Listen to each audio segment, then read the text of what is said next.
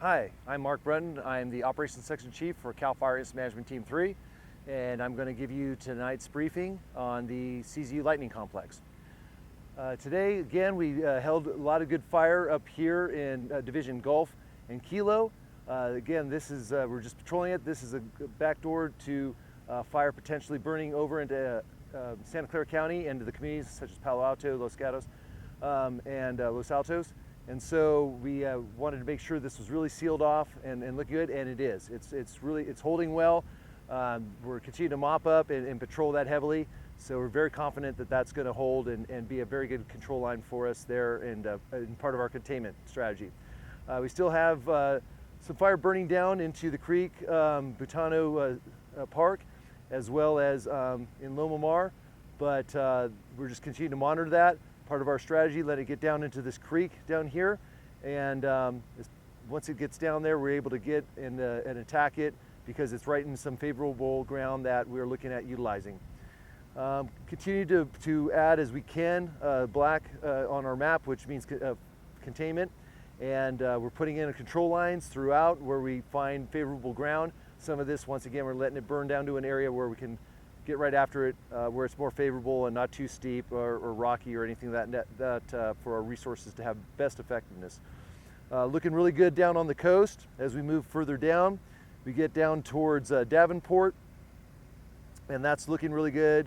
Again, control line around that. We've just started re-energizing some power into that community, so a lot of success with that. And then eventually that'll lead to some repopulation down the road. We've also, on Highway 1, done a lot of clearance of the road through Caltrans, and then the utility companies are going in and making sure their power lines are good and up and ready to support the repopulation when that occurs in the community. Down on the bottom part of the fire, we have our containment lines and control lines, or secondary control lines in place. With the upcoming weather, eventually will be a north wind that'll transition to. That'll wind test our lines, and wind testing means that we have a constant wind, steady wind on that, and we're not going to see any sort of push across our line or threaten our line.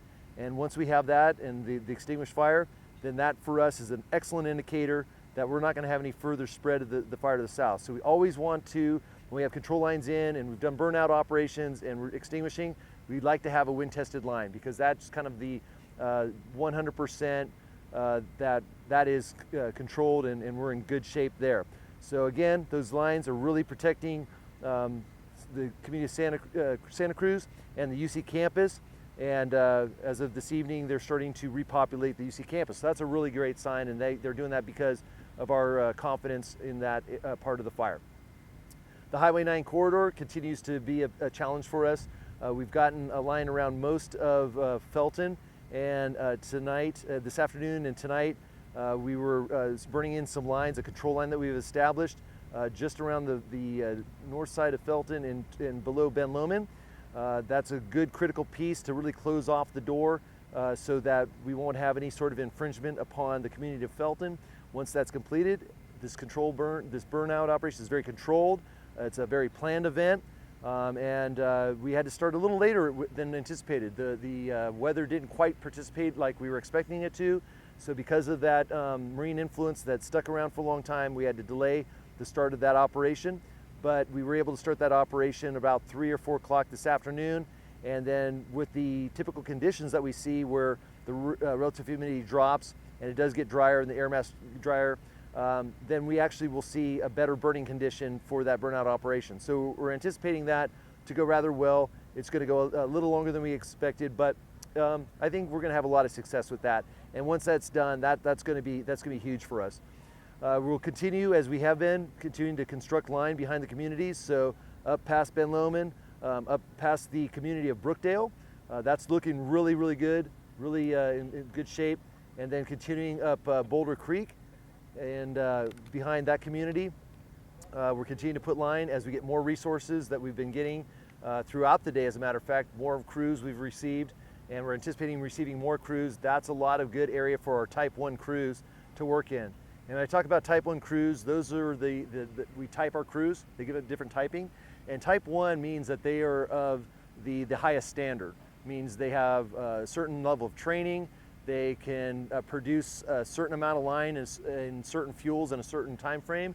They're certified every year, so they have to go through a process of demonstrating that they meet that Type 1 criteria. And so our crews do that every year, and the crews that we're getting are of that Type 1 nature, and that's the perfect tool for that job right there. So they're going to continue to work. Fire is still staying on the ridge and backing down slowly, so it's working in our favor. We're starting to open up roadways. So Highway 236, we're working on that and working with Caltrans to open that up. For the other county roads, we've been working diligently with county roads to open up a variety of roads that have been blocked by down trees, and with the utility companies down power lines and poles and that sort of thing. And that allows us to get deeper in so that we can do damage assessment, and we can get in and also extinguish any sort of hot spots or fires in the deep drainages and so forth that exist.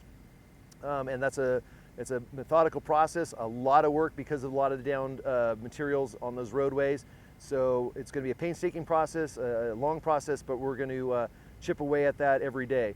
And again, in the community of Bonnie Doon, we continue our patrol, our mop up, rendering that safe. We have the utility companies in there.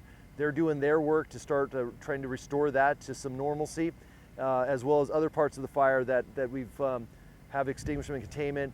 The utility companies are in there working diligently to take care of that issue so that when we do get to the point of repopulation, when people repopulate, they have the comforts the best they can based on their situation, having power, water, and so forth. Our air program today wasn't as effective, and that because of the weather just really didn't cooperate with the marine influence. We really couldn't fly the aircraft, and it really wasn't going to be effective. So we didn't get a lot of hours with their aircraft. The air didn't really clear until late in the afternoon, but as soon as it did, we flew it to the most that we could fly the aircraft. They were only able to drop about 10,000 gallons of water this afternoon. Not a lot compared to what we were doing yesterday at around 265,000 gallons or 200,000 gallons the day before. But looking forward at our weather, we should be seeing some warming, some drying, which can have an effect on the fire in a negative way, but for the most part, with our containment lines we have in place, we're feeling really comfortable that we're going to be able to weather that drying and heated weather and that wind. But at the same time, that's going to clear the air so that we can fly our aircraft effectively and just, like I said, we'll time those out every day we possibly can so we get the best efficiency out of that resource. Again, we've been continuing to receive resources not only from other fires in the state as they're winding down, giving them to us, but also from outside the state. We've received resources from surrounding states such as Oregon, Arizona, New Mexico, and as far away as New Jersey. And we welcome them in to help us out, and they're doing a fantastic job out there helping us with our overall plan. And we're just another day closer to getting this fire completed and people back home.